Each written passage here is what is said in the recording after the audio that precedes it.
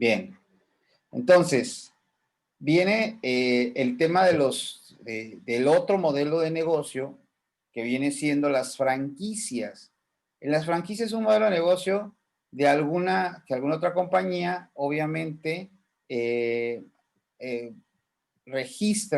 hace registro de una marca y es propietaria de un know-how que obviamente ha tenido aceptación a nivel local, nacional o internacional, y que con el simple hecho de que tú tengas y veas la marca, te dé la confianza de ir a adquirir los productos. En el caso del restaurante es muy común, mucho tiempo de joven, yo trabajé en restaurantes de comida rápida, eh, y el americano es así. El americano no va y se compra unos tacos o va y no. El americano lo que hace es siempre busca las marcas de sus empresas, de las empresas que conoce del extranjero, y se va a un Burger King o un Carl Jr. o un Jack in the Box. En ese tiempo todavía existía Jack in the Box ahí en la Revolución, Taco Bell, cosas de esas, ¿no? Pizza Hut, Domino's Pizza, etcétera. Cosas que ellos conocen y eso comen. Y no comen otra cosa. Si le dices, no, pues vente, vamos a echarnos unos tacos de suadero, pues no van porque no saben ni lo que comen, ¿no? Entonces, a veces bueno, en México todo puede suceder, ¿no? Y pues esa situación en este mundo de las franquicias, sí es bueno franquiciar tu negocio, hacer todo el proceso de franquicia, y es un modelo de negocio también. Entonces, todo esto que hemos estado observando, pues nos lleva a ver que los modelos de negocio, como decía esta filmina, eh, en esta filmina, un amigo mío decía, bueno, a ver, vamos a ver, ¿qué tienen que ver los modelos de negocio en la defensa fiscal? Porque ese sería muy interesante. Dice, bueno, vamos a ver un modelo tradicional y un modelo actual, que son modelos que tienen que ver con, en el caso actual, con mucha tecnología. Y el modelo tradicional, pues es lo normal, ¿no? Sin plataformas, sin intangibles, sin créditos, con ingresos en crédito, tributa en una economía que se puede decir normal, ¿no? Con activos fijos, trabajadores subordinados. Y un modelo actual de negocio donde lo regular es que no hay activos, los autos realmente son de los socios, en el caso de Uber o en el caso de algunos otros, el esquema es un esquema de socios, no es un esquema de trabajadores. ¿Por qué? Porque aquí los socios realmente son los que trabajan, no ocupan trabajadores. Utilizan plataforma electrónica, utilizan mucho el tema de las redes sociales, todas esas plataformas que nos dan acceso para poder vender o para poder arrendar o prestar servicios, casi por lo regular con ingresos obviamente que van en efectivo. Le dan mucha prioridad a su marca, es decir, les encanta que la marca tenga ese renombre, y que su marca sea la que esté dando la fama, y obviamente tributan en ciertos paraísos fiscales. Entonces, ¿cómo? O sea, ¿cómo es importante el modelo de negocio en una defensa fiscal? Pues es obvio, porque necesito saber cuál es tu modelo para poder defenderte en alguna situación que pudieras tener con el fisco o con el seguro social o con el Infonavit, dependiendo, ¿no?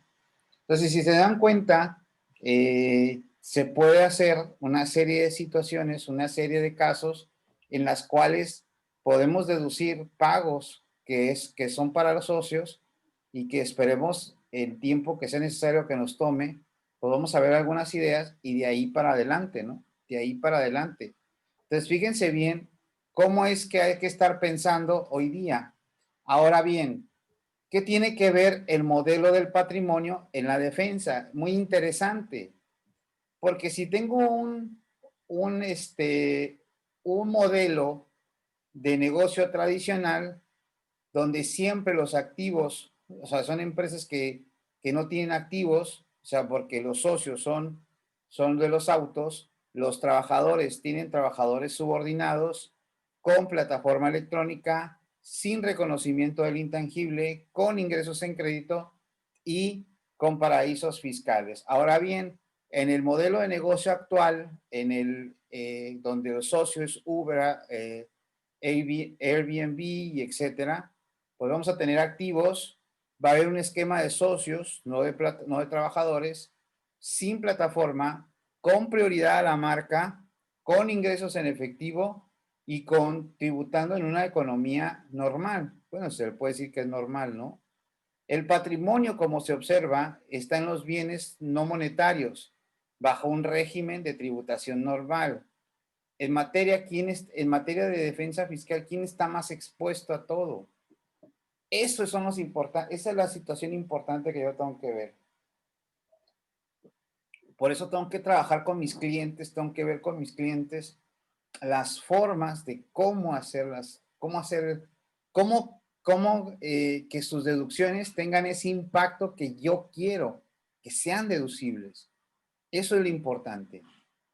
Ahora bien, nos vamos a meter al artículo 25. No sé si hay preguntas, dudas. Si todo va quedando claro o no va quedando claro. Repito, ¿qué es importante para todos nosotros? El modelo. ¿Por qué? Porque es el que nos va a decir qué vamos a deducir. ¿Qué voy a deducir? A partir del negocio, de la plataforma de negocio, de la descripción, de mi modelo y luego hacer mi plan. De ahí vamos a partir y vamos a ver que los negocios tienen tienen información. Bueno, Lázaro dice, modelo de negocio es igual a deducción autorizada. No necesariamente, ahorita lo vamos a ver. No necesariamente, ¿no? Sino que el modelo de negocio me puede dar la respuesta que quiere mi cliente de saber qué va a deducir. Eso es lo que puede ser, ¿no? Ven. ¿Quién iba a hablar por el micrófono? ¿Alguien que iba a hablar, que abrió el micrófono? Que se quedó ahí. ¿Alguna pregunta, duda? Ojo, esto es importante, ¿eh? Porque luego vienen los temas ¿cómo se llama? Luego vienen temas de materialidad y todo. Y eso, si no sabes el modelo de negocio, definitivamente no sabes ni qué carambas vas a hacer, ¿no? Bueno.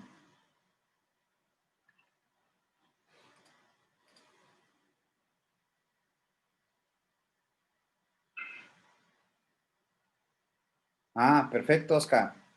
Bienvenido. Fíjate, ¿qué dice la ley? ¿Qué establece la ley de impuestos a la renta que puedo deducir?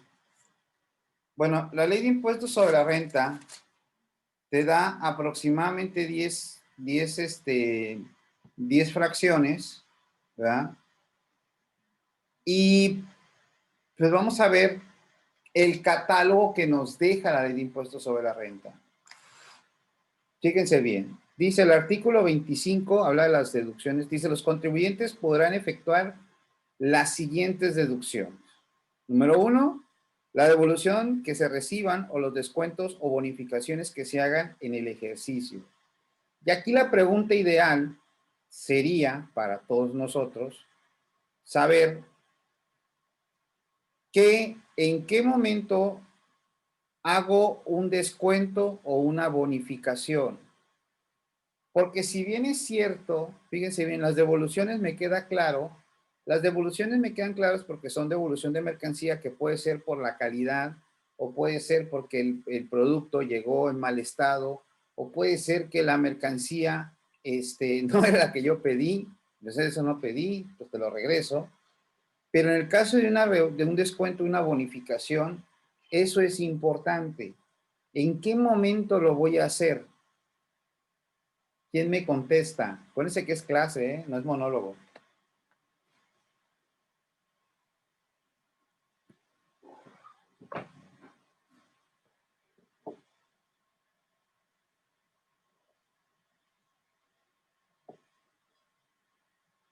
A ver, no se queden callados, no pasa nada. ¿Quién contesta? ¿En qué momento doy un descuento o una bonificación? ¿En qué momento? La respuesta es muy sencilla, ¿no? Pues Pero en el momento que se facture, ¿no, contador? en el momento en que se facture, a ver, ¿quién dice más? ¿Quién dice yo? ¿Quién está de acuerdo? ¿Quién no? Dice Daniel, cuando cobro. Está interesante que cuando cobra, dice cuando cobra. ¿Quién más? Yo digo que en el momento que se Puedes hacer un descuento por pronto pago. En el pronto pago, una bonificación, un descuento en el pronto pago, ok. ¿Qué más? Vamos a ver. Es muy sencillo. Por eso, por eso empecé con el modelo de negocio, por eso empecé con todo esto. La idea es en qué momento, ¿no? Ojo, muchachos. Si estamos hablando que debo de conocer la empresa, ¿en dónde o en qué momento va a ser un descuento, una bonificación? La respuesta es, depende de las políticas que tenga interna la empresa. O sea, puede ser que la política sea, si me pagas antes del tiempo, te doy una bonificación, un descuento. O si en el momento que cobre, yo te doy la bonificación y el descuento. O en el momento que haga la venta, te hago la bonificación y el descuento. Aquí tiene que, miren, este es algo que a veces creo que, a veces no queda claro. O sea, si la autoridad ve, ojo, si la autoridad observa una transacción, cualquier transacción, ve un comprobante donde hiciste una bonificación o un descuento, ¿qué vimos en la clase número 1? Porque allí es donde está la clave de todo. Y si no, van a tener que regresarse a la clase número 1 y volverla a ver. Vimos. Cuando yo deje plasmada en cualquier situación que yo le diga a la autoridad, tengo que analizar y tengo que sustentar los hechos, ¿sí? Los hechos que se están narrando. O sea, si yo, por ejemplo, yo digo, di una bonificación a tal cliente, tal comprobante del 10%. ¿Basado en qué? Basado que en mis políticas de venta se establece que el 10% le corresponde a este tipo o a estas negociaciones, o porque el tipo de cliente, dependiendo del catálogo que tengo de mis clientes, de la antigüedad, etcétera, o el historial de las ventas, este cliente se le autorizó un descuento, una bonificación de tanto. Y eso queda como resultado. ¿Dónde se observa todo eso? Eso se observa en mis políticas y se plasmó en ese documento que está ahí.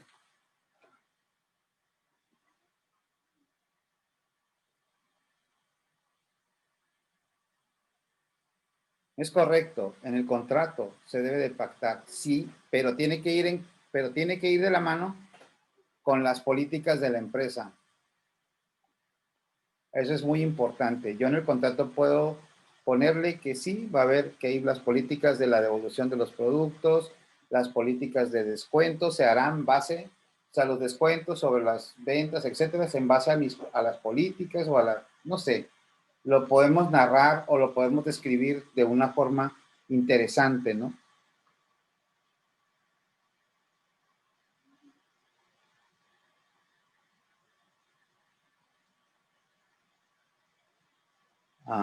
José Juan dice, ¿y las políticas?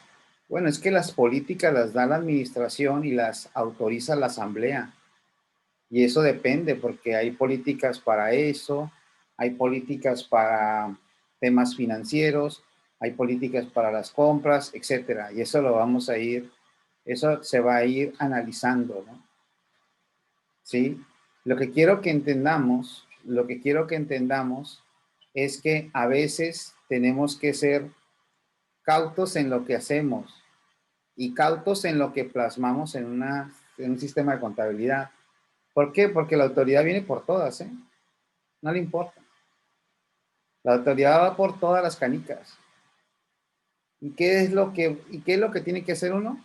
Defenderse. Con toda la documentación que se tenga, la que tengamos a la vista. ¿Sí? Eso es importante. Eso es muy importante, ¿no? ¿Sí? Espero que haya quedado clara esta parte. Porque esta es la parte crítica de una deducción. Que a veces nomás meten números, pero a la hora de sustentar viene un problema. La fracción 2 habla del costo de lo vendido. Y aquí, pues obviamente, sabemos que dentro del costo, pues hay ciertas reglas y hay una sección específica para el costo, que es, en todo caso, la sección 3, y que habla el costo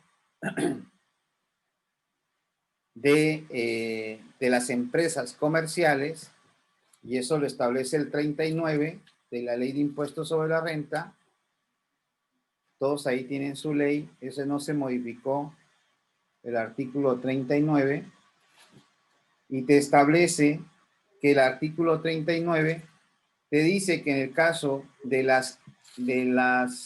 sistema de costos de la mercancía que se va a enajenar, así como el de las que integran el inventario final del ejercicio, se va a determinar conforme al costeo, al sistema de costeo absorbente. Dice, sobre la base de costos históricos o predeterminados. Dice, en todo caso, el costo se deducirá en el ejercicio en el que se acumulen los ingresos que deriven de la enajenación de los bienes de que se trate. Pero, ojo, aquí hay que analizar un punto. Si bien es cierto para efectos financieros, para efectos, perdón, fiscales, te establece en el artículo 39 que la deducción del costo va a ser en base a los ingresos que se acumulen. Estamos de acuerdo todos, ¿no? Pero, ojo, pero, en este caso vemos también que habla de enajenación de los bienes. Y ese es un punto que a la vez sí hay que tomarlo en cuenta. En el primer párrafo, en la lectura que se da de la deducción del costo, dice que en todo caso se va a deducir, después del punto y seguido, el costo se deducirá en el ejercicio que se acumulen los ingresos que se deriven de la enajenación de bienes. Luego entonces, ¿qué pasa con las empresas de servicio? ¿Y qué pasa con las empresas que transforman bienes?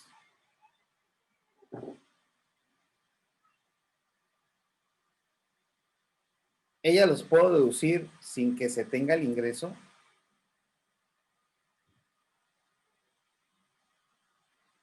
Vaya detallazo, ¿eh? Vaya detallazo, ¿eh? No sé si lo están observando, pero una cosa es la prestación del servicio y otra cosa es la enajenación de un bien. Y si bien es cierto, una empresa que presta servicios, el costo se va a deducir una vez prestado el servicio, independientemente si hay ingreso o no. ¿Sí? O sea, yo presté el servicio, ya tengo, me falta cobrarlo. Bueno, te faltaría cobrarlo, pero eso no quiere decir que ya lo vas a tener. Eso quiere decir que en todo caso hay sociedades o hay personas morales que no acumulan sino hasta el cobro.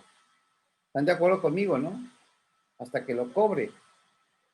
Y hay sociedades que acumulan en el famoso devengado. Bueno, fiscalmente estoy viendo que en el caso de los que enajenan bienes, van a poder reducir el costo hasta que enajenen el bien. Pero en la prestación de servicio, yo veo una situación muy interesante, ¿sí? Una situación muy interesante porque puedo tener muchas deducciones, puedo tener deducción de costo sin necesariamente que haya un ingreso acumulable. Hay casos que se van a dar. Yo los dejo en la mesa para el análisis. échenle un poquito, vamos pensándole bien.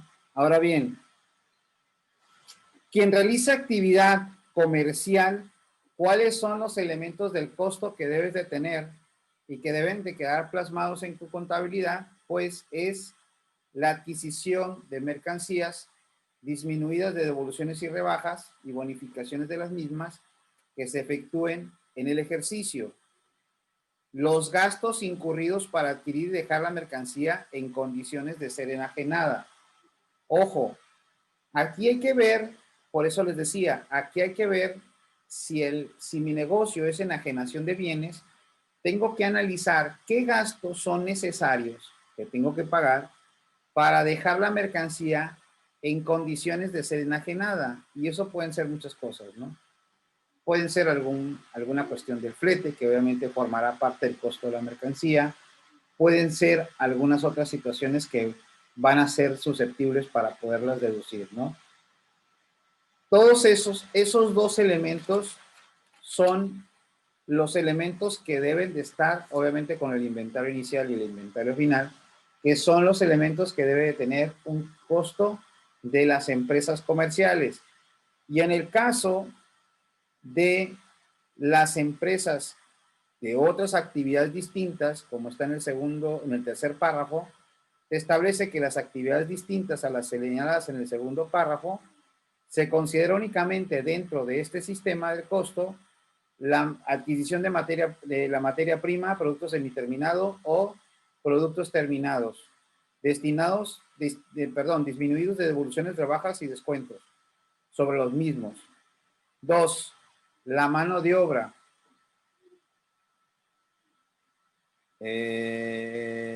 Las constructoras inmobiliarias, sí, puede ser. Las remuneraciones de la prestación de servicios personales subordinados relacionados directamente con la producción o la prestación de servicio.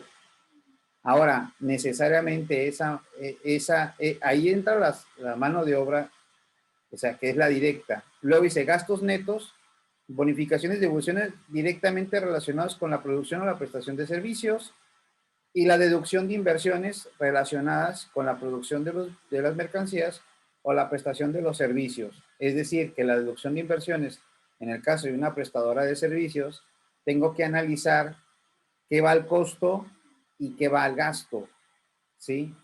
Porque si tengo mercancía, tengo maquinaria que la voy a deducir vía costo y otras van a ser vía gasto, ¿sí? Entonces dice, todos los conceptos que se refieren a los incisos del párrafo anterior guarden una relación directa con la producción, los mismos formarán parte del costo en proporción de la importancia que tengan en dicha producción. Lo dice, para determinar el costo del ejercicio se excluirá correspondiente mercancía no enajenada en el mismo, así como la producción en proceso al cierre del ejercicio de que se trate. ¿Sí? Muy bien. Hasta aquí no le vemos ningún problema. ¿Cuál sería el detalle? Saber si en tu contabilidad tienes o no un sistema de costeo absorbente y he identificado dentro de tu contabilidad ese sistema de costos. Y si tienes un sistema alterno, como en el caso de las constructoras, ¿cómo se llama tú, Lázaro, el programa ese que utilizas para las constructoras? El Neodata,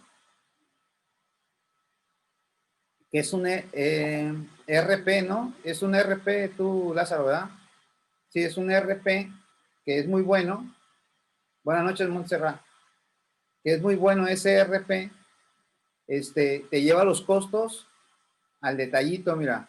Así, si se compró un saco de cemento, el saco de cemento entra, y si se va a utilizar para poner la pared, el saco sale en el sistema. Está al 100%. O sea, es muy detallista ese sistema, es muy bueno. Y ese tipo de sistemas, cuando la autoridad no tiene ni la menor idea y no sabe qué carambas, pues no tiene más que decir que el costo está bien. Sí, pero ese sistema para las empresas de construcción, si alguien tiene una empresa de construcción, el Neodata, creo que andan como en 3,500 pesos, ¿verdad, Lázaro? Como 4,000, 3,500, ¿no? Por ahí. No es caro, pero pues la capacitación es lo que sale caro, ¿no? Ahora bien, hay algo que no hacen o no se hace, y es lo que establece el artículo 42 de la Ley de Impuestos sobre la Renta. ¿Alguien que lo tenga ahí a la mano, por favor?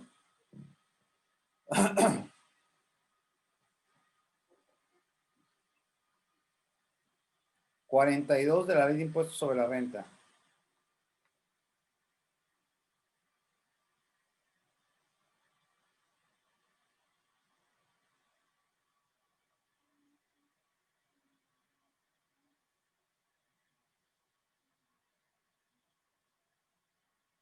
¿Alguien que lo tenga, porfa? Abra el micrófono y con Aquí confianza. está, profesor. 42. Artículo 42. Cuando el costo de las mercancías sea superior al precio de mercado o de reposición, podrá considerarse el que corresponda de acuerdo a lo siguiente. Fracción primera. El de reposición, sea este por adquisición o por producción, sin que exceda del valor de la realización ni sea inferior al neto de realización. 2. Ajá. El de realización, que es el precio normal de enajenación menos los gastos directos de la enajenación, siempre que sea inferior al valor de reposición. 3. El neto de realización, que es el equivalente al precio normal de enajenación menos los gastos directos de enajenación y menos el porciento de utilidad que habitualmente se obtenga en su realización, siempre es superior el valor de reposición. Es decir, que yo tengo que hacer 3 cálculos con mis mercancías. Tengo que sacar el valor de reposición, tengo que sacar el valor net, el valor de realización y el neto de realización.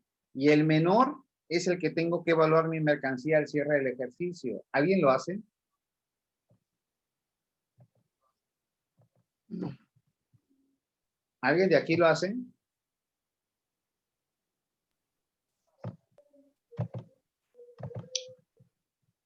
No, No van a decir que sí, no, ¿verdad? no. No, y es que, ¿sabes cuál es el problema? El problema que al no hacerlo, traemos un inventario inflado. En algunos de los casos, traemos un inventario con valores altos y estás haciendo una deducción del costo de lo vendido no valuado correctamente. Ahora, si tienes una empresa con 3, 4 productos, no hay tanto lío, pero una ferretería, hacer esto en una ferretería es una locura. Por eso se requiere un sistema que controle el inventario y que realice estos 3 cálculos. Porque necesitas quitarle los gastos de venta, necesitas quitarle el porcentaje de utilidad que le metes a los productos para poder hacer la comparación. Si tú tienes un inventario que se detiene mucho, o sea, que no es muy dinámico, esto te va a salir, te va a ser una locura, porque hay que estar ajustando el precio al cierre de esos productos y entonces el costo se va a ver disminuido por los valores de los bienes. Por eso a veces les digo, yo siempre recomiendo que busquen herramientas alternas, una herramienta alterna que puedan ayudarles a hacer este cálculo. Yo les digo, la maquiladora lo tiene que hacer porque ese es un elemento importante dentro del análisis del Safe Harbor. Pero una empresa nacional, común, micro, pequeña, esto en la vida lo hacen, en la vida lo van a hacer. ¿Por qué? Porque es mucho trabajo y luego que dicen, pues si me paga 500 pesos y le pido otros 500, va a ser una locura, ¿no?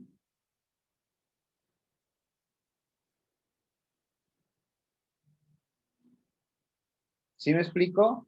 Para que lo tomen en cuenta que en este tipo de costo, en el costo, necesitamos hacer esa parte importante, ¿ok? Ahora bien, los gastos. ¿Qué son los gastos? Esa ha sido una pregunta que al final no sabemos ni qué caramba hacer los gastos. ¿Qué son los gastos? ¿Alguien tiene las normas de información financiera ahí a la mano y que busque la definición de gastos en la NIF A5? Por favor.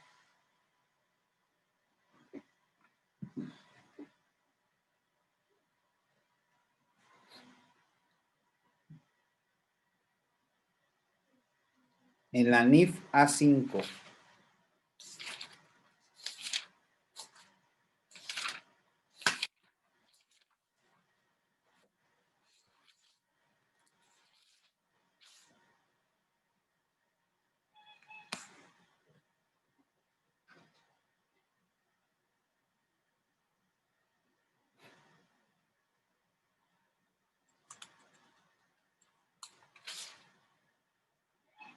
¿Ya la encontraste, Lázaro? Tú tienes las NIF ahí, piratas.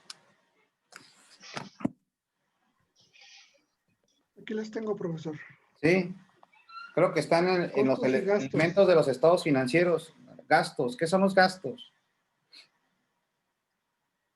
Es párrafo 51. El Párrafo costo y el gasto son decrementos de los activos o incrementos de los pasivos de una entidad durante un periodo contable con la intención de generar ingresos y con un impacto desfavorable en la utilidad o pérdida neta, o, en su caso, en el cambio neto, en el patrimonio contable y consecuentemente en su capital ganado o patrimonio contable respectivamente. Ok, verás. Fíjate que qué interesante el caso que estás poniendo aquí, ¿no? Déjame ver dónde está mi libro. Vamos a ver. Aquí. No, dejarlo no. Ok. Hay una jurisprudencia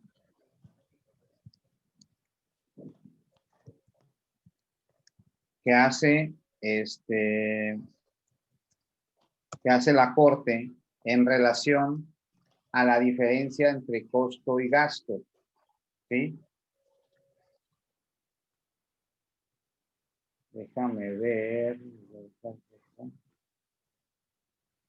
Ok.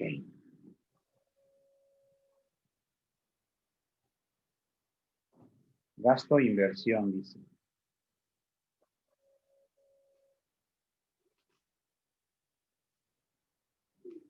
Ok.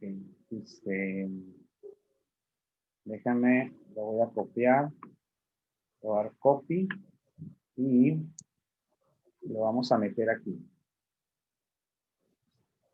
Es importante tenerlo en cuenta.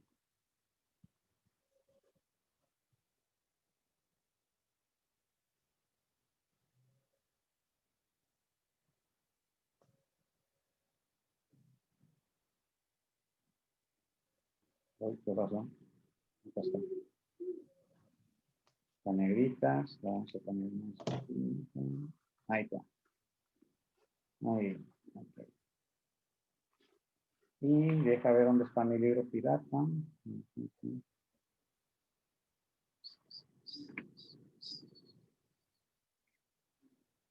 Ok. Dice que este libro de las NIF, ¿verdad? Libros, normas internacionales, no. Ah, caray, este no es. Este creo que lo metí aquí. Ya me falta comprar la de 2021. ¿Qué párrafo dijimos? Párrafo 51. Párrafo 51. Aquí está. Ok.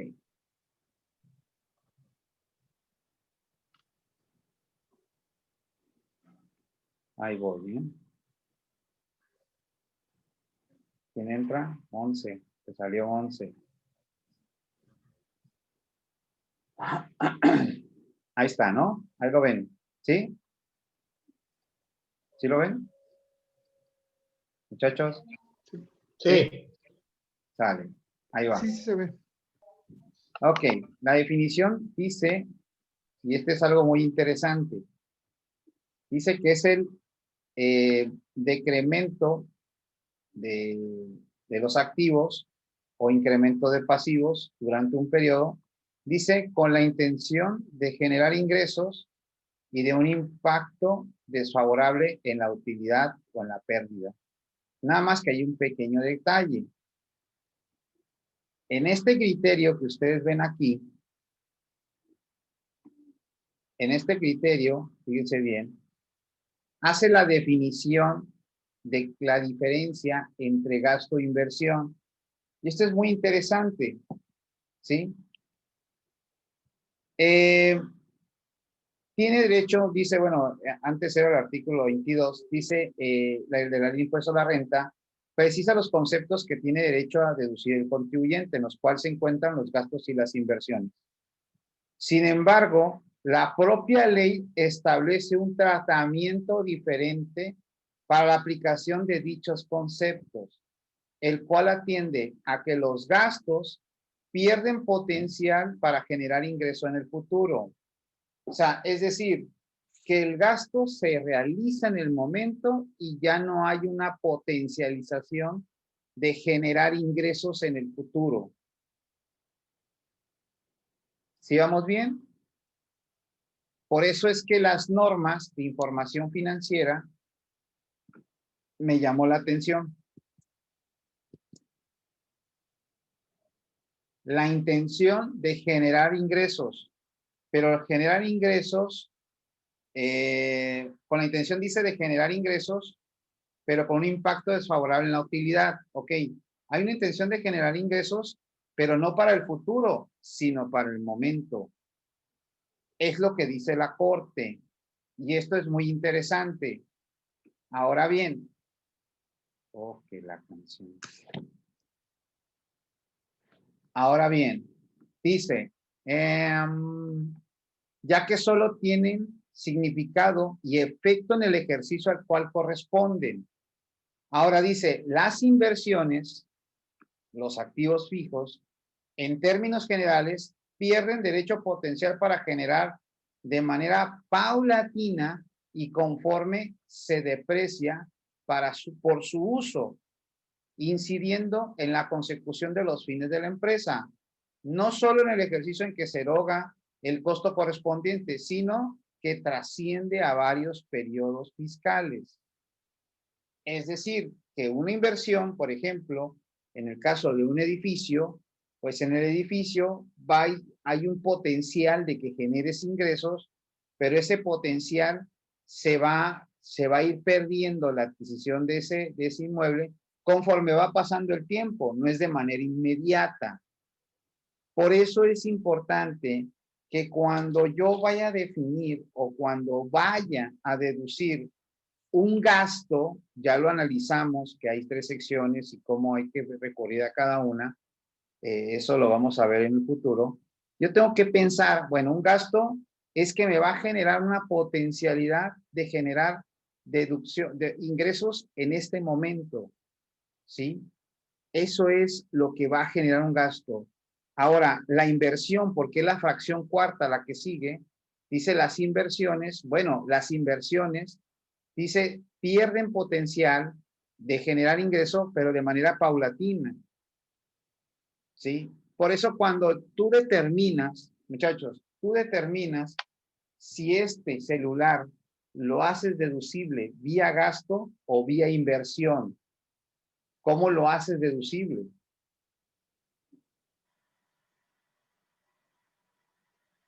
Olvídate del tema de las herramientas de trabajo, etcétera. Olvídate de eso. ¿Cómo haces deducible esta parte? ¿Sí? Por ejemplo, gastos. Es decir, que si tú compras el celular pierde de manera rápida la generación del ingreso. Por ejemplo, en el recibo de luz tienes que pagarlo en el mes. Pagas el recibo de luz. ¿Qué pasa si no pagas el recibo de luz? Pues te cortan la luz. ¿Vas a generar ingreso? Pues no, porque depende de mi negocio. Si mi negocio requiere que tener luz para poder hacer la generación del bien, pues no voy a poder generar ingresos. Y peor si tengo un restaurante, porque casi la mayoría de los productos son perecederos y necesitan estar refrigerados o congelados. Entonces perderé la potencialidad. Por eso dice que es muy rápida la pérdida de potencial, porque tengo que estarlo pagando de manera paulatina. Y en una inversión no. Tú haces una inversión y va perdiendo potencial conforme va pasando el tiempo, porque lo vas disminuyendo. No sé si queda clara esta parte, ¿eh? Sí, Julio. Por ejemplo, si yo compro uniforme, ¿ya? Y lo mando al gasto.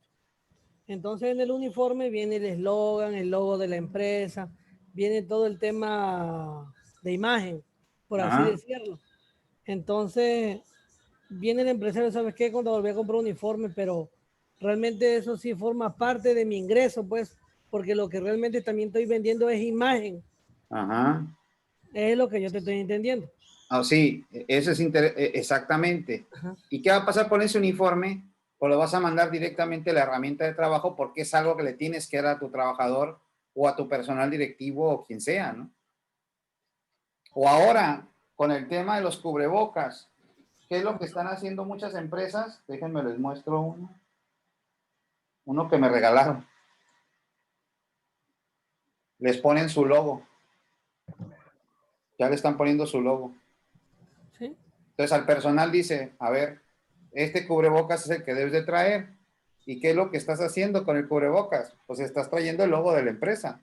Sí, imagen corporativa. Exactamente. Pues es parte del gasto. ¿Qué no entiendes, Monse? Abre el micrófono, porfa.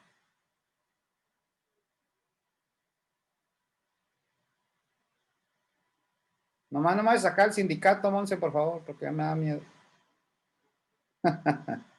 Abre el micrófono, Monse. Sin miedo. Es que hay mucho público. Oh, mira, nadie ¿Sí te me ve. escucha? Nadie sabe, nadie te ve. Tú, échale. Es que estaba pensando en un ejemplo de una Ajá. ¿Un ejemplo de quién? de una empresa que vende computadoras.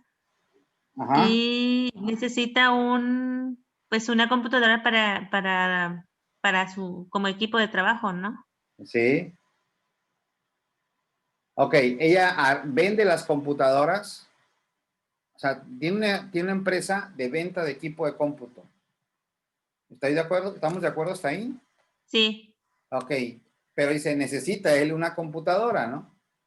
Sí. Ok, si necesita la computadora, hay que ver el tiempo de vida que va a tener la computadora en lo que le va a servir a él. Por eso esa es la parte financiera e interesante de las inversiones, ¿sí? Que le llaman los activos fijos, que es en este caso es la NIF C6, ¿no? ¿Cómo determino el valor que voy a deducir, que voy a depreciar de ese activo que está perdiendo ese potencial de tener ingreso? Pues eso me lo va a decir el fabricante. El fabricante me va a decir, mira, este equipo, pues te puede servir nada más, si es que le das sus mantenimientos, te puede servir un año.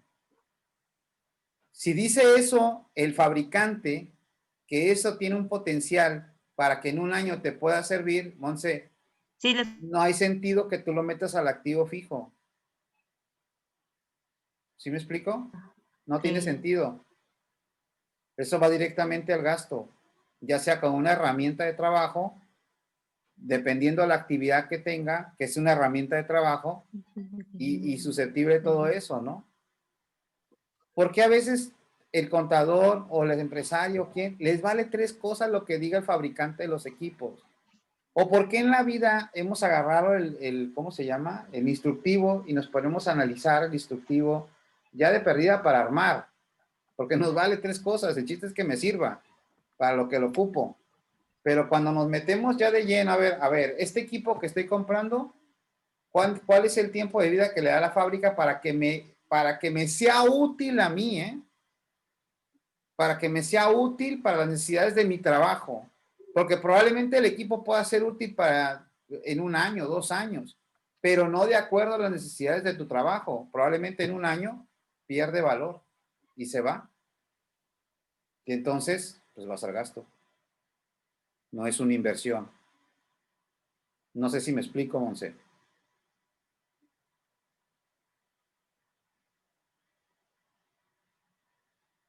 Monse, te perdí. Houston.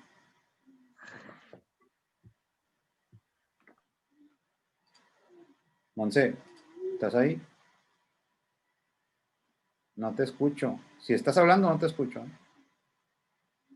Si estás seria pensando, ya me dejaste pensando a mí más. Sí le entendí, sí le entendí. ¿Sí? Ok, entonces, ¿puedes otra vez repetirnos a todos? Ah, es tu internet. Ah, ok. Pues no sé qué internet tengas, pero ya cámbiate a Total Play, no sé, a uno de los, o dile al vecino que cambie, ¿no? Ya cambia de internet. Pásame la clave. No sé, se me ocurre, ¿no? Como que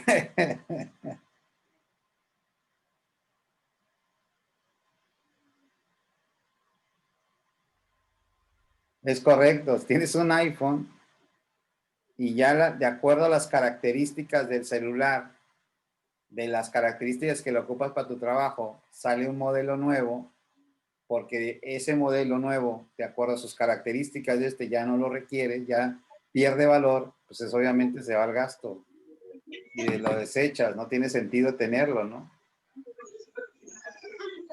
Almanza Gol, bueno, no sé.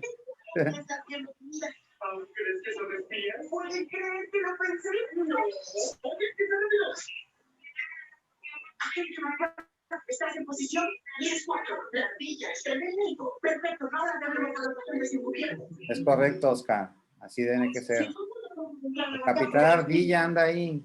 ¿Quién tiene ahí las caricaturas? Ray, ¿quieres hablar? ¿No? Ok. Era Ray que tenía las caricaturas del Capitán Ardilla. Janet. No, que Janet, me quedé. Sí, es que, Oscar, nos vamos al CFDI, punto. Ahí lo que diga el CFDI. Sí, maestro, aquí una pregunta. A ver, échale. Es lo mismo que tú le des, hablando de los teléfonos, por ejemplo, ahora con el tema de la pandemia, que le des un teléfono a un administrativo de un agente de ventas, ¿aplicaría el mismo concepto? A ver. Otra vez, échale. Sí, imaginemos que tenemos personal trabajando en casa, home Ajá. office. Sí. Uno de ellos es administrativo. Sí. Para estar en comunicación, la empresa le da un teléfono inteligente. Sí.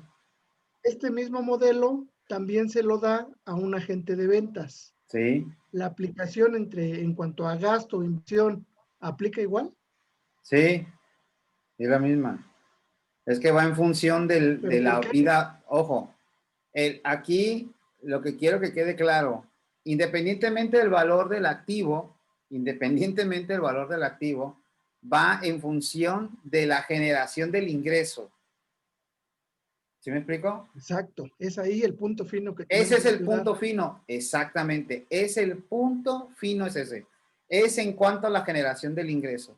Y obviamente eso, ¿quién te lo va a decir? El fabricante. Es que el fabricante me va a decir específicamente cuál es el valor el tiempo de vida de él, en este caso, de un celular, que es el que te estás comentando, ¿no? Y Sí, también pero- el fabricante me va a decir, por ejemplo, en el caso de los vehículos, cuál es el tiempo de vida del vehículo, ya Pero haciéndole sus a lo que yo servicios voy, y todo, Mikey, ¿no? sí, perdón que te interrumpa, pero a lo que yo voy, y ahí difiere un poco en el concepto que tú das, porque finalmente uno me está generando ingreso, que es la venta como tal. Sí, El otro solo se convierte en una herramienta de trabajo, sí. ¿no? Y Sí, entonces sí, de todos modos te finalmente, va a generar ingreso. O sea, vamos, ¿cómo lo podemos entender? no de manera Indistintamente, directa no entonces. directa, sino indirecta, pues. Ok, Es que no necesariamente tiene que ser directo, puede ser indirecto. ok, perfecto. Sí, o sea, es así como lo tenemos que analizar. ¿Vamos bien? Monse, te vamos a terminar, porque voy a dejar tarea. ¿Qué más podemos deducir? Los créditos incobrables, que me voy a meter de lleno a los créditos incobrables cuando veamos los requisitos, porque ahí hay que ver muchas cosas legales que hay que analizar. La cuota patronal pagada al IMSS, que tiene que estar pagada al IMSS, la cuota patronal. Una de las preguntas que me han hecho es, oye, y por ejemplo, si en un mes que yo voy con el IMSS y le digo, ¿sabes qué? ¿Cómo le llaman? Se hacen la autodeclaración, ¿no? De acuerdo a un acuerdo del Consejo Técnico, que puedes ir al IMSS el día que se venza y decirle, ¿sabes qué? No tengo lana, y ahí el IMSS, vas con tus hojas del SUA, te sella y tienes un periodo de un mes para que no te llegue el procedimiento administrativo de ejecución, o sea, que no te vayan a querer aplicar el embargo, ya saben. Tienes ese periodo, pero tienes que ir al IMSS a hacer esa ¿cómo le llaman? Autodeterminación. En ese momento me dicen, oye, ¿puedo deducir el pago autodeterminación? Sí, Ricardo, esa es la palabra. ¿Puedo deducir el pago el pago del seguro social si estoy en ese supuesto y estoy pagando o tengo un convenio de pagos, si lo estoy haciendo en paguitos, pago la cuota patronal del IMSS? Bueno, es una muy buena pregunta. El detalle es que se requiere que el pago de las cuotas patronales esté pagada a más tardar el último día del ejercicio, ya tengas pagado ese crédito. Porque si bien es cierto, estamos viendo deducciones de personas morales, también lo es cierto que al ver esta situación en esos casos en específico, se hará deducible hasta que lo pagues. Es decir, si esa autodeterminación me va a dar 30 días más para que yo pueda liquidar esas cuotas patronales, entonces al momento, a la fecha en que yo tenga la posibilidad de hacer el pago, si es dentro del mismo mes, pues va a quedar la evidencia de que se pagó en el mes, pero si brinca otro mes, pues entonces lo vamos a hacer deducible en otro mes. ¿Y en qué casos va a ser un tema complicado? Cuando es diciembre, o noviembre, diciembre, que sea, me voy hasta diciembre, hasta enero a pagar, porque me autodetermino, ¿sí? Ese se pone interesante a la hora de hacer la deducibilidad, ¿no? Entonces sí es muy, muy interesante esa situación, y que pues nosotros tenemos que tomar en cuenta que también las cuotas obreras son deducibles, y esto no lo dice el 25, sino eso lo establece el 28 fracción primera, que con excepción a lo que no es deducible, que es el ICR propio del contribuyente, en este caso el ICR propio del contribuyente, a excepción dice que cuando las aportaciones pagadas por los patrones al Instituto Mexicano de Seguro Social sean a cargo del patrón, esas van a ser deducibles. Es decir, si yo tengo trabajadores de salario mínimo, y esos trabajadores de salario mínimo a hoy día les estoy pagando su sueldo mínimo con este cambio que hubo, tanto en la frontera como en otras partes de la ciudad, del país, pues entonces tenemos un tema muy interesante. Los patrones van a estar pagando cuotas obreras, no se les va a poder retener seguridad social y por lo tanto, pues tendrías que hacerlo totalmente deducible. Pero si no le pago el salario mínimo, ¿qué es lo que va a suceder? Por lo que va a suceder si no pago el si no le estoy pagando salario mínimo y les pago más, pues tenía que ser mediante que el patrón, y aquí sí hay que planear bien cómo es que le vamos a llegar al trabajador para decirle que yo me voy a obligar a hacerle el pago hacerle el pago de esa aportación patronal, la va a hacer por cuenta de la empresa y que él no se le va a retener absolutamente nada, la empresa lo va a pagar y en ese momento la empresa lo puede deducir sin ningún problema. ¿Sí? Todo completo, pero ahí hay que ver el tema del contrato, ahí hay que ver si hay contrato colectivo, si hay contrato ley, etcétera, ¿no? Hay que ver cómo corregir esa parte y hay que ver cómo lo va a determinar, cómo lo va a tomar el Seguro Social eso, que lo más seguro que va a ser parte integrante o si es previsión social, pues ahí sí no va a ser el caso, ¿no? Intereses de vengado a cargos en el ejercicio sin ajuste alguno. La fracción 7 sí dice que se va a deducir los intereses de vengados a cargo en el ejercicio sin ajuste en el caso de que son por capitales en préstamo que se hayan invertido en el negocio. Y esto, muchachos, esto atiende a créditos mercantiles. Acuérdate que cuando hay un préstamos mercantiles, perdón, entre comerciantes, los préstamos siempre van condicionados a que el dinero que se presta se tiene que invertir en el negocio, tiene que ir con un fin específico para el negocio. Y esto es muy importante y mucha gente no hace ese tipo de contratos. Y a veces, desafortunadamente, el no saber qué tipo de contrato voy a generar para efectos de esos tipos préstamo, que probablemente está haciendo un préstamo un comerciante a otro comerciante, pues obviamente se sale de la esfera civil y tenemos que tratarlo con la parte mercantil. Y si al tratarlo en la parte mercantil es donde vienen los temas y los problemas, porque los préstamos en materia mercantil pues sí tienen que ir con un fin específico al negocio. Y eso, pues obviamente cambia la historia, ¿no? Entonces, en este caso, pues también estos tipos de intereses se les va a cargar, pues se pueden deducir el de vengado a cargo en el ejercicio, sin que haya ese ajuste que se tiene que haber con la parte del ajuste inflacionario, ¿no? El ajuste anual por inflación deducible. Acuérdate que el ajuste anual por inflación que es deducible es cuando al empresario se le apalancan a él los clientes, o sea, que a él le deben mucho y que él no debe tanto con proveedores. Ahí es donde viene el tema ¿no?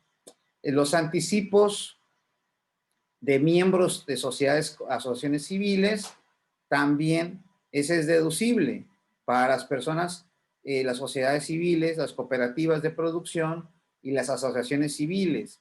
Dice que se paguen las sociedades cooperativas de producción, así como anticipos que entreguen las sociedades, tienen que ser específicamente deducibles. Lo interesante es que dice los anticipos que se entreguen y los rendimientos o anticipos que se paguen. Dice, cuando los distribuyan en los términos de la fracción 2 del artículo 94. Aquí viene un tema y es una pregunta. ¿Es lo mismo distribución a pago?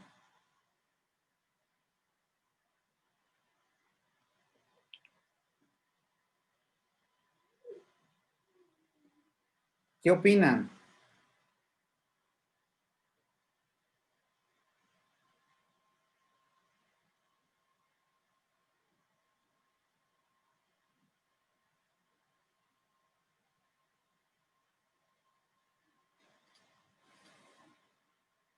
Almanza dice que no. Los demás.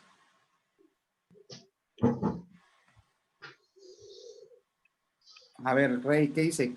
Pero ¿qué pasa con las cuotas que forman parte del costo? Pues ese es un tema muy interesante, Rey. ¿Qué pasa con esas cuotas patronales que pasan por el costo? Pues no siguen las reglas no siguen las reglas específicas, tienen que seguir las reglas del costo, no la de los gastos, ¿eh? Eso es muy interesante. No es lo mismo, no es lo mismo distribuir que pagar.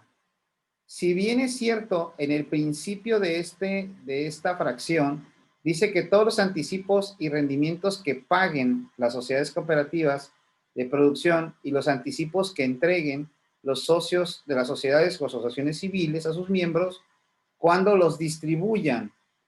Ahora bien, ¿en qué me afecta la distribución de estos anticipos en el pago provisional?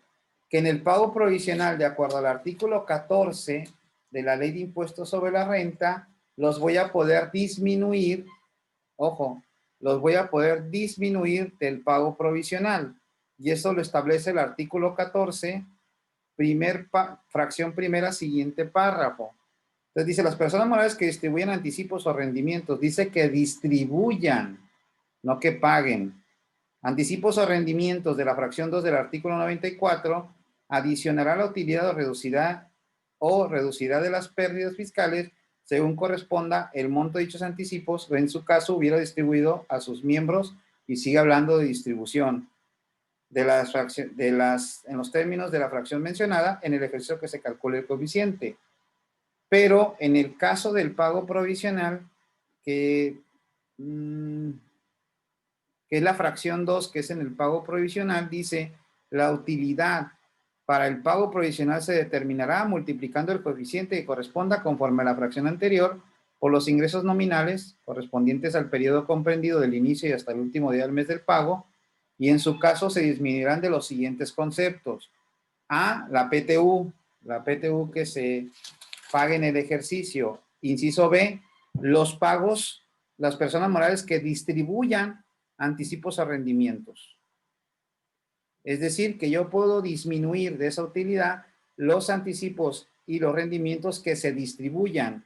¿Y cómo puedo dejar clara esta parte? Dividir algo entre varias personas, designándola a cada una que corresponde según la voluntad, conveniencia, regla o derecho. Ok, Carlos, esas son las diferencias, ¿no?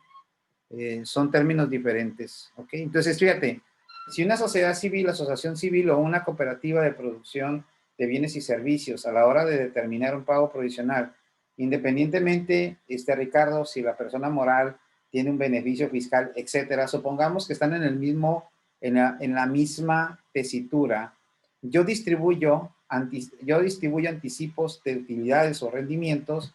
¿Qué es lo que va a pasar a la hora de determinar mi pago provisional?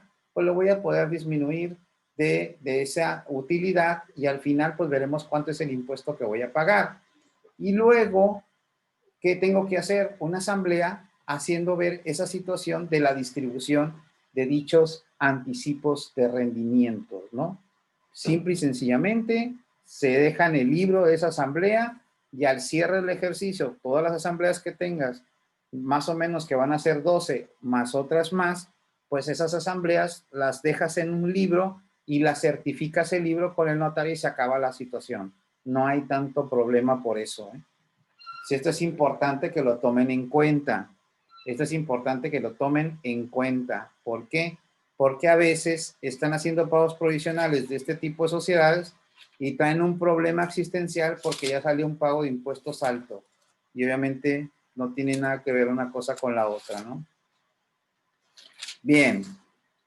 Fracción 10, las aportaciones efectuadas para la creación de incrementos en reservas de fondos de pensiones o jubilaciones del personal complementarias a la establecida en la Ley del Seguro Social. Recuerden que estos fondos de pensiones o aportaciones a jubilaciones o en todo caso a personal de la empresa, se empezaron a crear ciertos fideicomisos para estos efectos. ¿Y qué pasaba con esos fideicomisos o con esas aportaciones? La empresa lo que hacía, mandaba el dinero para el fondo de esta pensión o esta jubilación de manera complementaria a lo que establecía la ley del Seguro Social y lo hacían totalmente deducible, sin tanto problema, ¿eh? Sin tanto problema. Entonces la autoridad, pues, vio que hubo una estrategia que estaban haciendo con ese fondo de pensión y luego al final ese fondo de pensión prestaba la lana, etcétera. Hubo muchas simulaciones ahí, ¿no? ¿Qué es lo que dijo? A ver, no, ya no va a ser así la deducción, sino que el monto que se va a hacer la deducción, dice, en ningún caso va a exceder de la cantidad que resulte multiplicar por el factor 0.47 el monto de la aportación realizada en el ejercicio que se trate. Dice, el factor a que se refiere el párrafo anterior será del 0.53 cuando las prestaciones otorgadas al contribuyente a favor de sus trabajadores, que a su vez sean ingresos exentos por dichos trabajadores, en el ejercicio que se trate, no disminuyan respecto a las otorgadas en el ejercicio inmediato anterior. Es decir, que el 0.53% de la parte que vas a deducir sobre esas aportaciones que tú le estés dando a los trabajadores. Esta es la parte importante de todo esto. ¿Se puede hacer la estrategia así? Nada más que hay que analizar esa situación que hay que ver en qué momento se va a hacer deducible o no. ¿Qué otros? El mismo 25 en su último párrafo habla de los anticipos de gastos. Dice, acuérdense que los gastos, acuérdense, anticipo de gastos, no de proveedores, de gastos.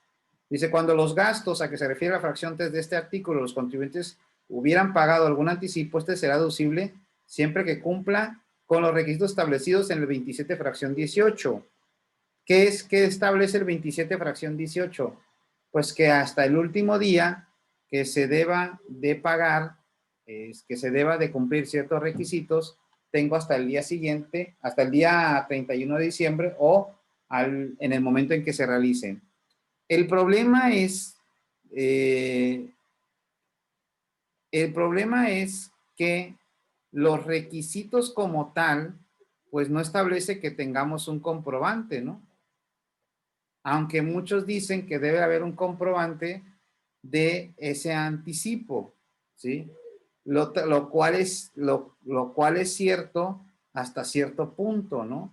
Debe haber un comprobante del anticipo de ese gasto, pero también lo puedo hacer deducible, sin tanto requisito, ¿eh?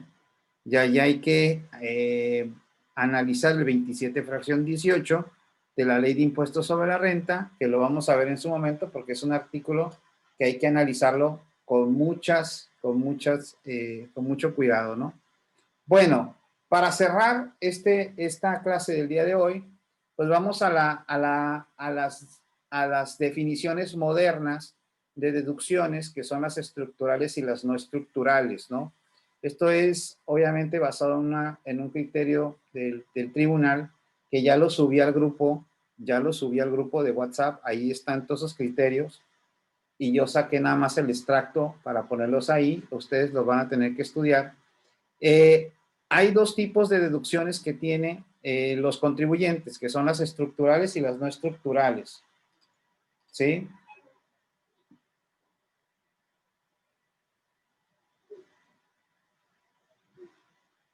Cuando hablas anticipo es independiente si le hace un elemento de validez. Es el contrato, ¿no? En el contrato, en el caso de un gasto, allí es donde se le va a dar, donde se va a dejar claro este tipo de anticipo para los gastos, ¿no?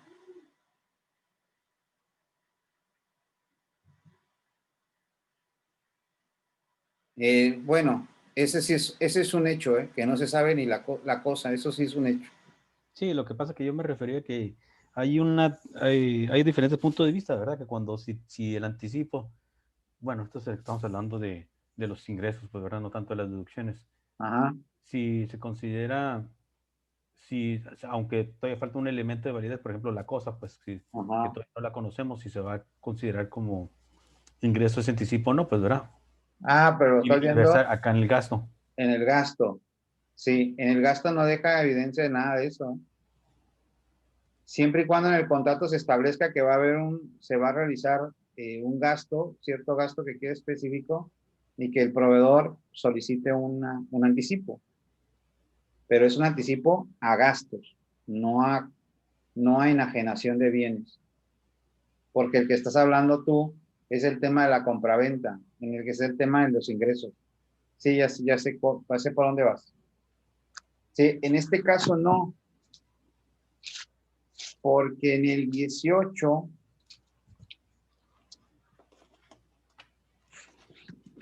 dice, digo, para aquí le voy a poner más,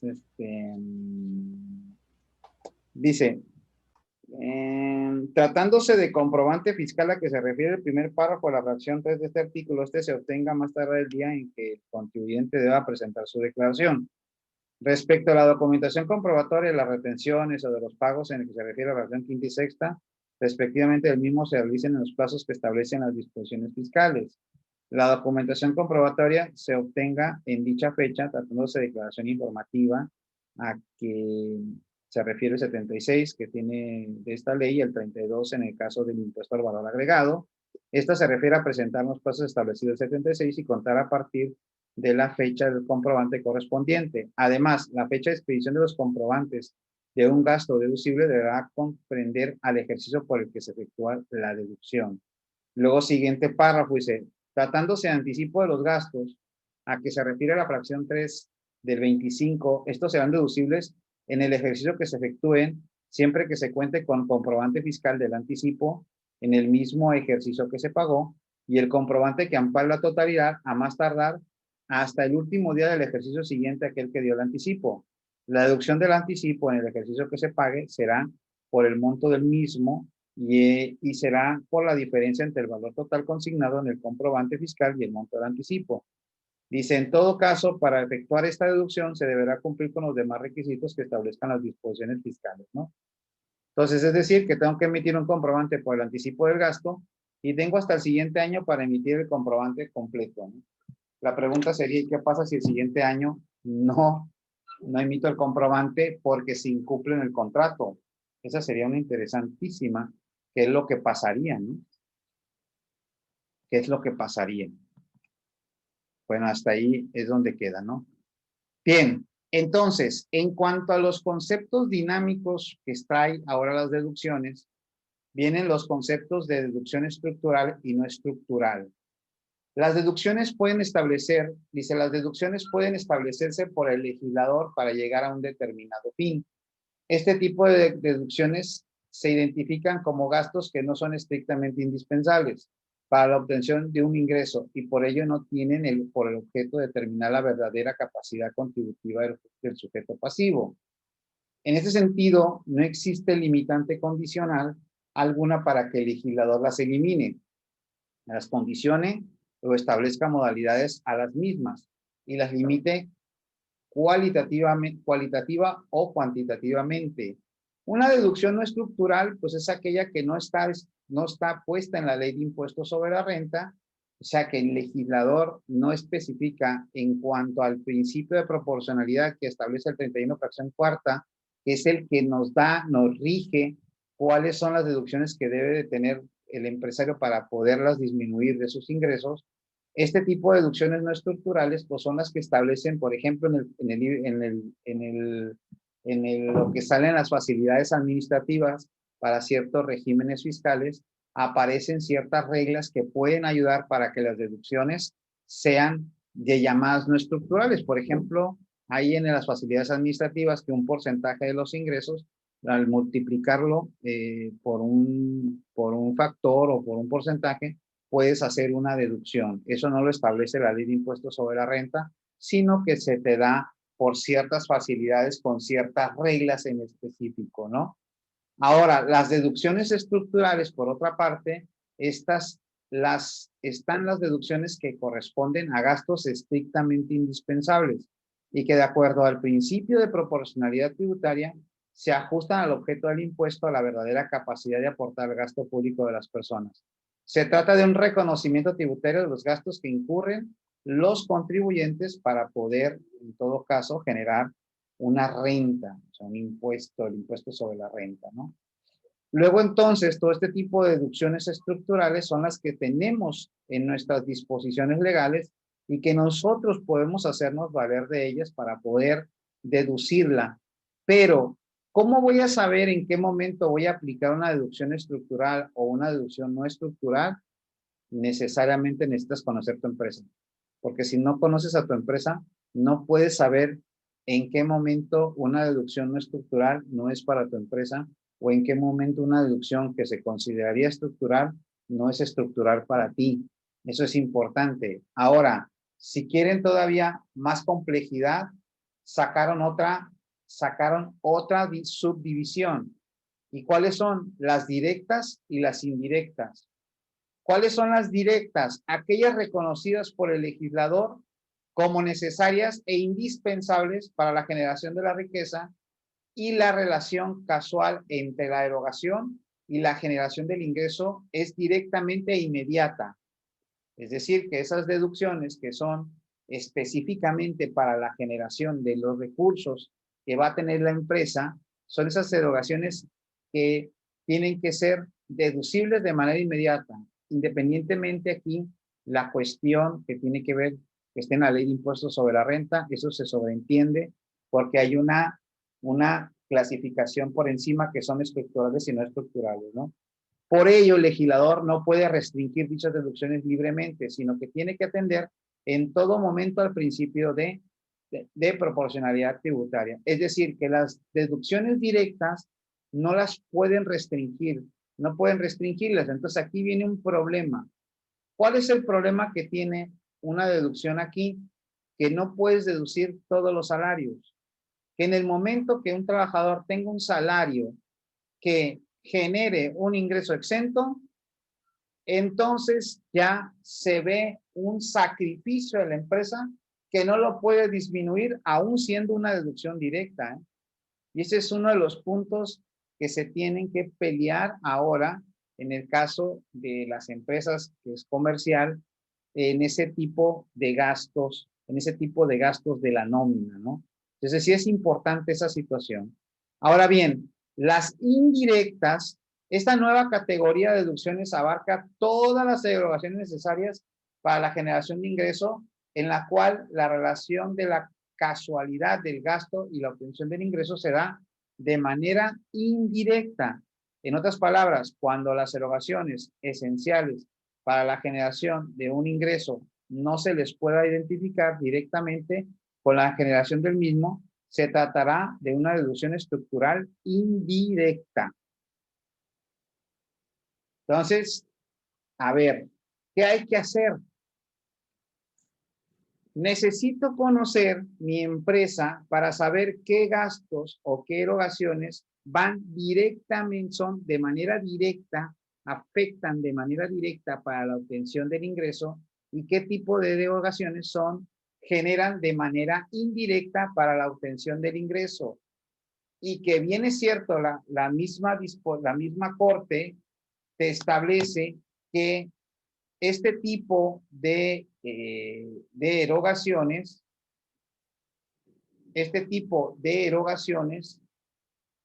pues tienen que pasar por el filtro de la proporcionalidad tributaria. No es tan sencillo, ¿eh? Por eso a veces dicen, oye, pues haz deducible esto, ¿no? No es por ahí. Necesito conocer la empresa, necesito saber qué hace, porque no necesariamente todo. ¿Por qué creen que se están metiendo mucho con los factureros? ¿Por qué creen que se están metiendo mucho con el outsourcing? Porque no se tiene esa relación de negocio o ese modelo de negocio establecido en donde haya ese tipo de alianza o esa situación para disminuir el costo. El outsourcing no es malo. Quien lo hizo malo es todos esos profesionistas que se valieron de todas sus marrullerías, digo yo, marrullerías, ¿para qué? Pues para hacer dinero, porque para eso lo utilizaron, para hacerlo dinero, para vender servicios que no existen. Y en muchos de los casos hay otros tipos de outsourcing que les ayudan, por ejemplo, en el área de la construcción, para liberar obras, pero obviamente son outsourcing que están negociados también. O sea que también son malos, pues. No es que sea bueno. Entonces, ¿qué voy a deducir? Depende mucho tu negocio, depende mucho tu empresa, ¿no? Eso es una de las preguntas que nos tenemos que hacer. ¿Qué hace mi empresa realmente? Ponerle más atención a eso para que tengas un abanico de posibilidades. Si no, vas a seguir haciendo lo mismo siempre. ¿Preguntas? ¿Dudas?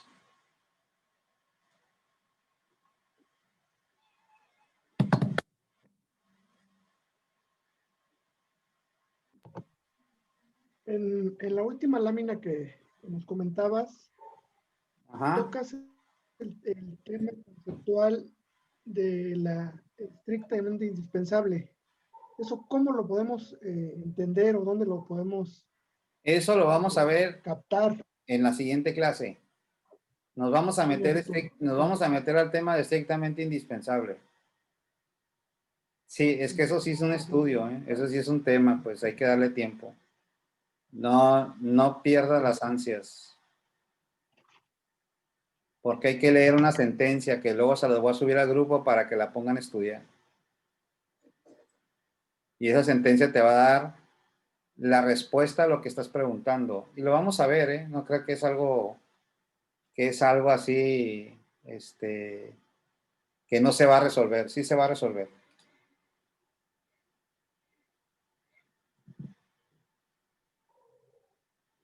El pago del 1.80, o sea, los pagos estatales son estructurales, porque van dentro de la fracción 25, van dentro del artículo 25, si la memoria no me falla, es fracción 3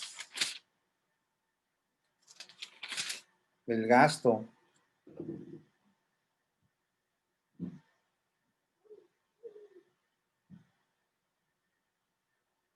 Sí, Oscar, las deducciones no estructurales, mira, yo les subí en el grupo 3 jurisprudencias que hablan de la deducción estructural y de las no estructurales, ¿sí? Donde hay una que hablan de las razones o los beneficios, ¿no? Los beneficios. Inclusive, déjame ver.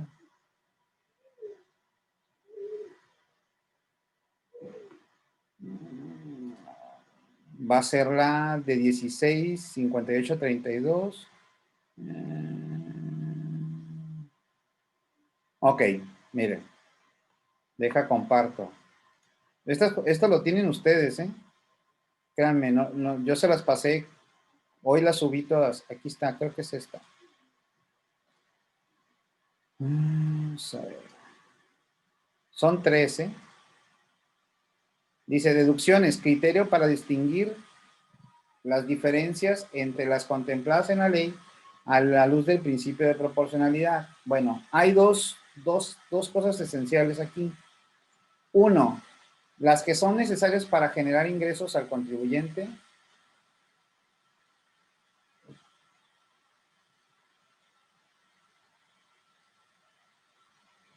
Es correcto, Rey, es correcto. Esos gastos, todo lo que es el tema del COVID, eso es un gasto no estructural. Aunque, pues lo podemos hacer estructural, ¿no? Al final del camino, porque es por mandato de un acuerdo del Consejo de Salud que tienes que tener todas esas, ¿cómo se llama? Todas esas controles, ¿no? Pero viéndolo desde la perspectiva que es algo que no está estipulado en una disposición legal, puede ser un gasto no estructural. Fíjense bien, hay criterios para distinguir ambas, ¿no? Dice, dos tipos de erogaciones. Las que son necesarias para generar ingresos del contribuyente y las que se aprecia que aquellas erogaciones en las que no se observan características de ser necesarias e indispensables. Luego entonces, una deducción estructural es necesaria para generar ingresos del contribuyente. Una no estructural es las que no necesariamente sea indispensable. Y te pone aquí un ejemplo, yo se los puse en el azul. ¿Cuál es un ejemplo de hecho? Los donativos.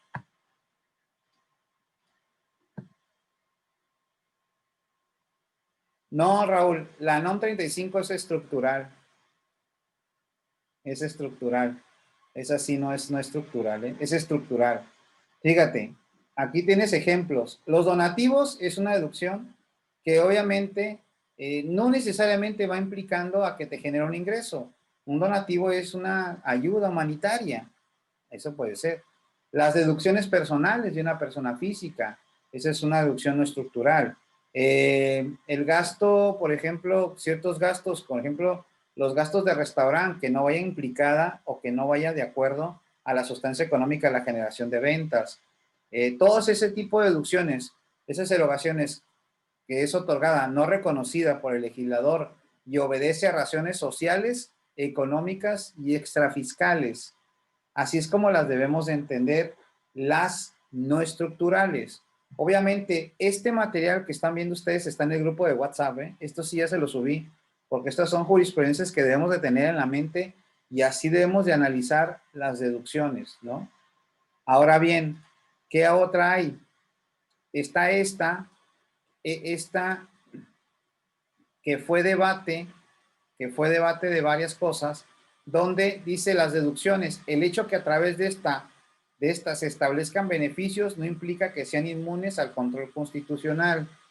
O sea, el hecho de que las deducciones, si las podemos ver así como no estructurales o que no están dentro de ciertos beneficios, no quiere decir que no van a tener un control constitucional, ¿no?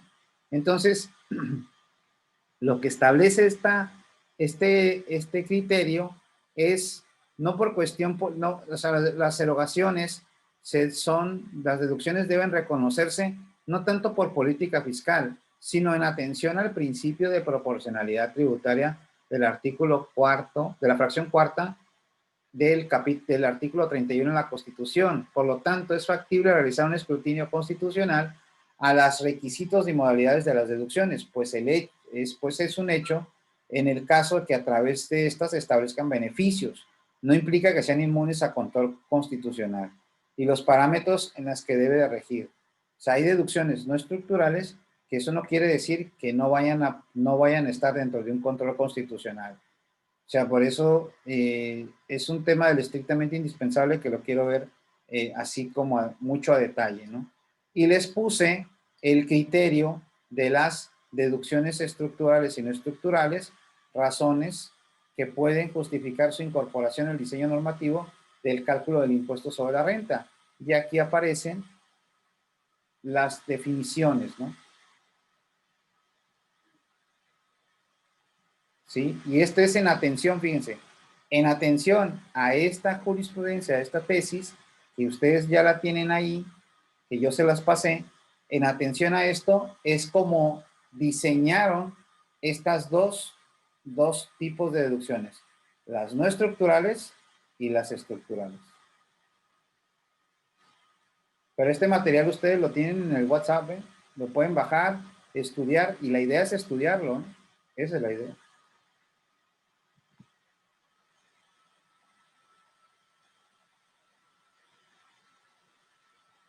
¿No estás en el grupo de WhatsApp, Oscar? Chirrión. Está raro, ¿eh? Pues mándame un WhatsApp y yo los pongo en el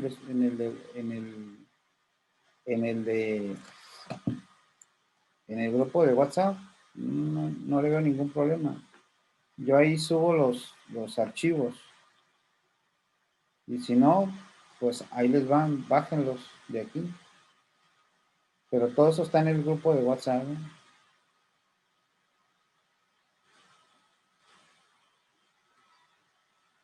Y también está el de Telegram. También tenemos el de Telegram. Ahí no los he subido, pero ahí les voy a subir también estos archivos. Ustedes bájenlos para que los tengan ahí. ¿Sí? No sé si hay otra pregunta, duda.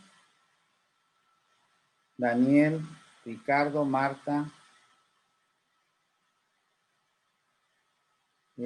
Sí, Sí, Rey, hay un grupo de Telegram. También migramos a Telegram. Verás, no sé. A ver, déjame ver si tengo aquí. Migramos también a Telegram. Creo que en el grupo de WhatsApp puse un link. Ahorita les digo.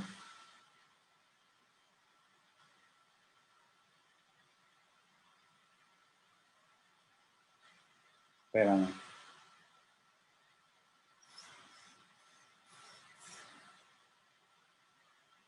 Déjame ver. Aquí está. Puse un link. O a ver, espérenme.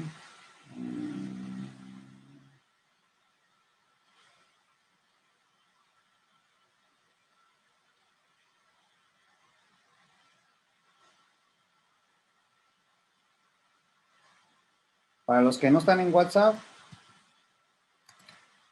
aquí está el link. Nada más redirecciónense. Ahí está el link.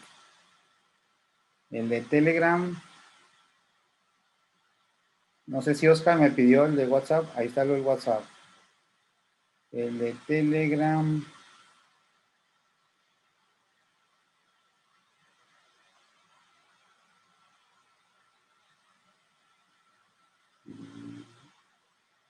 No sé, no me acuerdo qué día lo subí.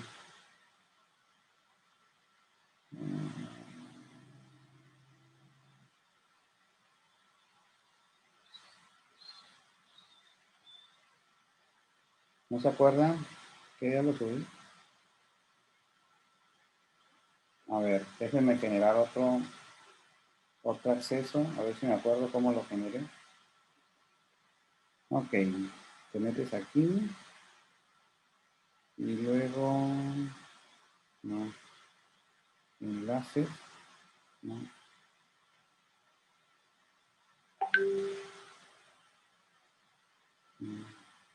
¿Cómo lo hice?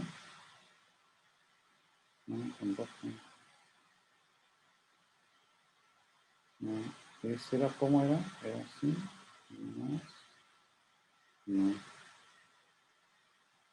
Inserta de grupo. Edición. Híjole. Hemos generado.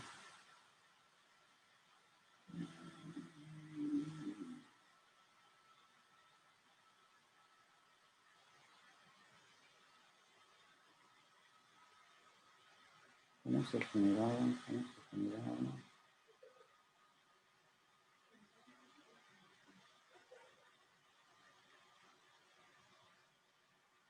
No me acuerdo, pero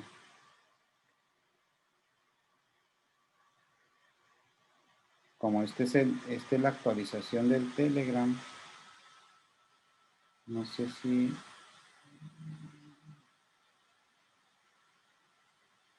¿Ya lo pusiste el de Telegram? A ver.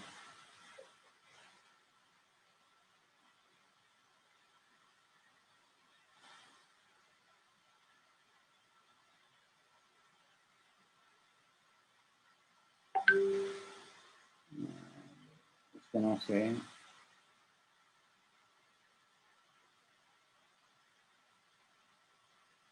Ah, si está en el grupo de WhatsApp, es ese, Rey. Tú te metes directamente el de Telegram. Ahí está, ya te metiste. Bueno, para los que no tengan el de Telegram, ahí está el de Telegram y ahí está el de WhatsApp. Ahí están los dos. Rey ya ingresó, Rey, que acá también a Telegram. Ahí también vamos a subir toda la información que le estoy pasando y conforme van saliendo la información, yo se las voy a ir subiendo. ¿Sale?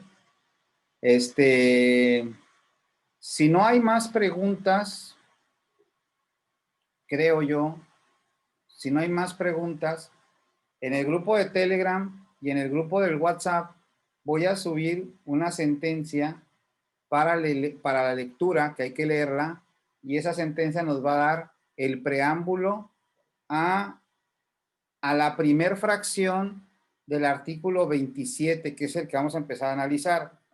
Y uno de los conceptos complicados a veces de entender es qué es eso de estrictamente indispensable. Eso se va a dedicar nuestra siguiente clase, ¿ok? Que estén muy bien todos. Nos vemos en la próxima clase, ¿verdad? En la próxima clase. Sí, la clase queda grabada ahorita, más al rato la subo a YouTube. Si no están en YouTube, busquen ahí en YouTube Julio César Constantino Adar, váyanse a YouTube, suscríbanse, pónganle en la campanita para que cuando ya suba el video les llegue y ya tengan ustedes ahí ¿cómo se llama? Tengan ahí la notificación. ¿Qué onda, mi Rafa? Llegaste tarde, yo te vi. Te llega la notificación y ahí ya puedan volver a ver la clase 1, la clase y la clase 2, ¿no? En la clase 3 vamos a ver lo siguiente. Entonces, ahí estamos al pendiente. Cuídense mucho. Luis. Buenas noches, Luis. Nosotros nos vemos tú, Luis, el martes, ¿no? El martes. Sí. Sale, pues nos estamos viendo el martes. ¿Qué onda, Rafa? Ándale. Andas muy fresco ya, ¿eh? Sí, no, lo que pasa es que anduve en el valle, iba llegando, pero Y no, pues muy bien lo que alcancé. no estaba lloviendo, Está lloviendo ahorita aquí, ¿sí? sí, pero pues las lluvias de Mexicali, unas gotitas y luego ya se acaba. Pues creo que nomás llovió un rato, ¿no? No, sigue lloviendo, aquí lo escucho muy cortito el agua. Sigue lloviendo. Nosotros, fíjate, nosotros se fue el agua vamos a volver a empezar el sábado y luego va a ser el lunes y martes y ya se quitó. Nos quitaron todos los días de agua que teníamos. Teníamos como 3 días seguiditos de agua, ya nos quitaron, ya nos mandaron hasta el sábado. Los echaron para acá, yo creo. Y ustedes sí, ¿eh? Sí, Hasta mañana también va a estar llueve. ándale. Pues está bien, le hace falta ahí el valle, ahí, La verdad agüita, que sí. Muy porque bien, está medio seco, ¿no? así es, falta agua. Falta poquita agua todavía. Muy No, bien, Julio, pues, ahí estamos. cuídense Gracias. mucho, cuídense todos. Hasta luego, buenas noches, que estén muy bien, Que descansen todos. Bye. que descansen.